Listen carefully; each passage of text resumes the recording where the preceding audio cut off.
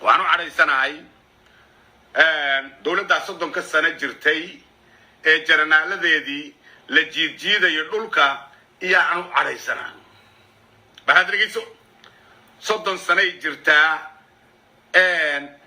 ويلا لي أولو لح بلود لا توبري أو لح بلود بسوق على ساحة عالمك توبر لهين أو ما ركتي لح بلود ما يقارن حتى لح بلود ما يقارن يا ما الدولة دي صدق كسر جرتي كد العيارة يا جرنا لذي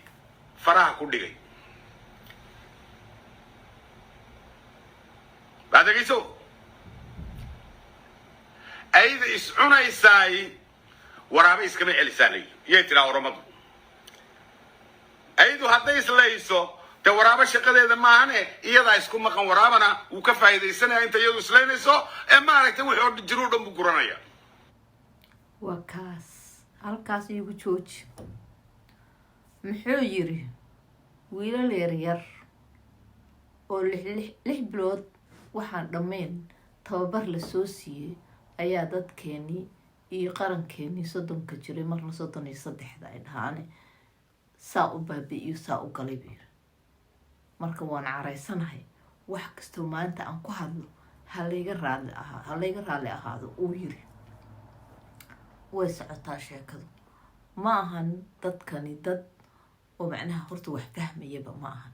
waxay iska dhaadhiciyeen dadkani waxa maqli jiray dadka markii ay balwad leeyihiin inta ay balwadaas wadaan waxay dhisaan dabaqyo waxay dhisaan adduunyo dawladay dhisaan diyaaraday kiciyaan maraakibbay kiciyaan baday ku dawaafaan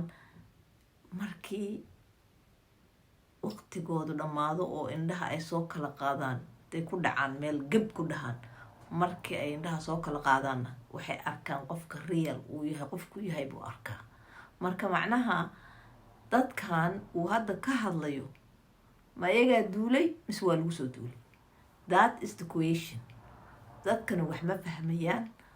I don't know waa idin wadaya sheekada ma ahan mid aad ka bogan kartaan kolley meel walbay ku jirtaa waad arki doontiin dadka noocaana sida loola dhaqmayo bal Soomaaliya hala sheego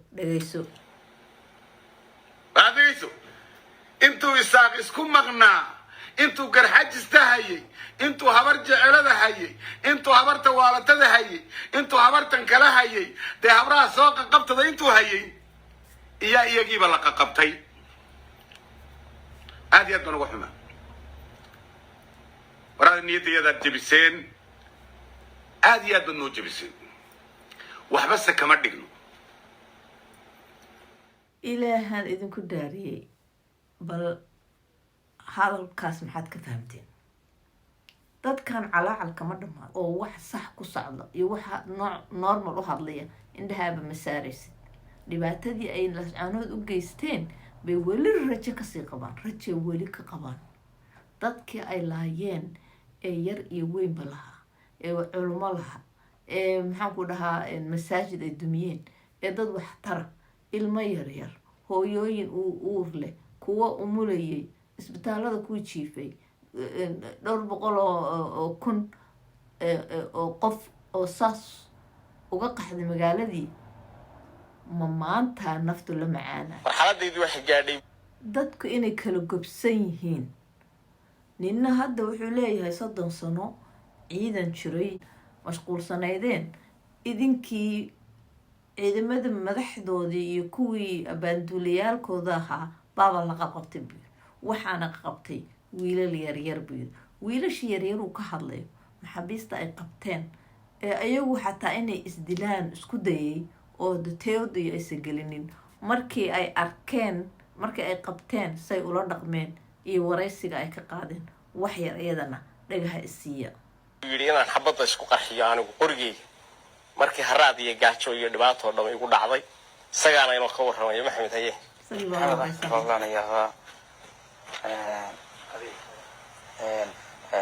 gutaydi waa unkad dagaalkaasoo maalintii 25 bisha dagaal culus walka naga qabsaday iyo ahaa sidee wadeed ciidanka iyagu markaas saasaan markaana walka u kala tagnaayo markaasaa raggii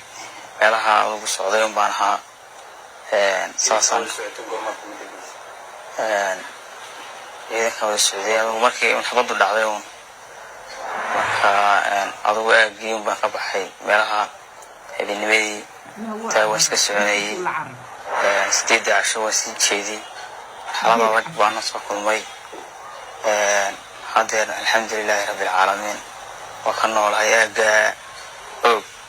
usoo dhowee guumays dhowbaa naga soo ciidamadu iga soo qabteen anaan waxuna noolayna markaa iska uun dee naftooni u jirto waddankiisla ku dhow laakiin aan gaari karayn oo naftu hayso aanan soo taali karayn marka alla muusow inkaari kugu dhacday reere islaamida wiilashoodii oo yaryara oo kuwaaga kasii yaryar baad saa dabka ugu shubaysaa bal reer SSC gobonimadooda iyo sharaftooda iyo dhaqan wanaagooda ka waran ilaahan idinku meesha aad culimada leynayseen oo dadka duqeynayseen oo aad maxaan ku dhahaa aad ku faanayseen marka ayagu qabteen maxaabiista wiilkan wuxuu yiri waliba 8 beri buu yiri 8 beri mise 8 cisho ayaa sii socday buu yiri meelan u cararan mala buu yiri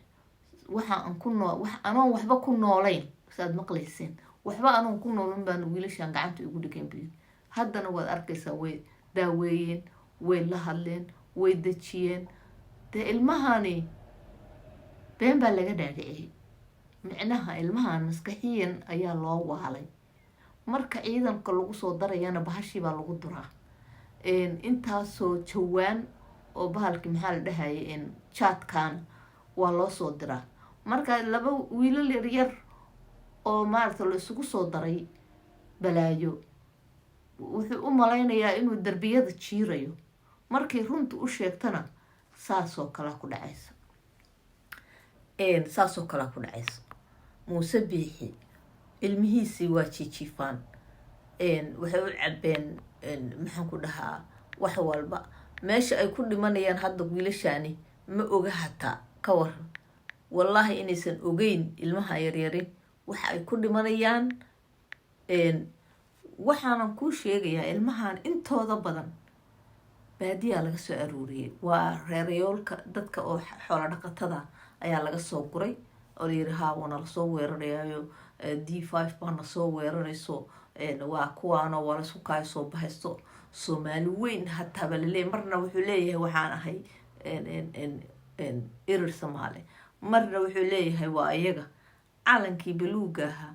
ee ummadda Soomaaliyeed ka dhaxeeyay ee rag badan u godgaleen waad arkaysan sida ugu tumanayeen meediihu ordaya marka ilmahaas hadda dambi ma laha waxayse dambi ku lahayn dambi waxaa la gurigay ka soo baxeen baka gurigay ka soo baxeen ayaa waxaas lagaga dhaqmaa cuqdadaas halkaas ay ka keeneen inuu yaro gabar xun oo dhaqan xun hadaa aragtay guriga hooyadeeda ka keentay maxaan ku dhahaa wiil xun oo saqajaan hadaa aragtay gurigoodu ka keenay laakiin dadka akhlaaqda leh oo dhaqanka wanaagsan leh oo ilaahay u gargaaray waa sidaan oo kale markii qof maskiinhu usoo gacan